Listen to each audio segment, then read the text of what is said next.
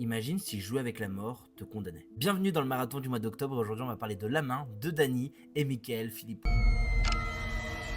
Je viens de voir le tout premier film des frères Philippou. J'avais vu Bringer Back Substitution il y a quelques semaines au cinéma et j'avais beaucoup aimé. Et je me suis dit que c'était important de mettre ce film dans cette sélection des films d'horreur du mois d'octobre pour découvrir leur premier film. Et c'est une totale réussite. C'est un film qui est vraiment très très bien, qui je trouve peut être à certains moments un peu inégal sur ce qu'il raconte ou en tout cas sur ce qu'il propose. Je trouve par exemple la première heure, l'installation du concept est vraiment géniale. Je trouve que le concept fonctionne vraiment bien. Et par contre, à partir d'une heure, je trouve qu'on part un peu dans un espèce de body horror où on va essayer de mettre surtout des visuels très marquants qui dénaturalise un peu, je trouve, le principe du film, mais c'est pas non plus nul. Ça reste quand même très bien. Et pour moi, vraiment, gros point fort, c'est cette fin qui a beaucoup de sens par rapport à tout ce qu'on vient de vivre. C'est un film que je trouve, en plus de ça, est super bien réalisé. C'est toujours marrant de se dire que les frères Philippou viennent de YouTube, parce qu'ils ont vraiment une réalisation que je trouve être très bonne. Il y a vraiment l'idée, la possession, ou en tout cas comment va être filmé quand ils vont parler avec cette main.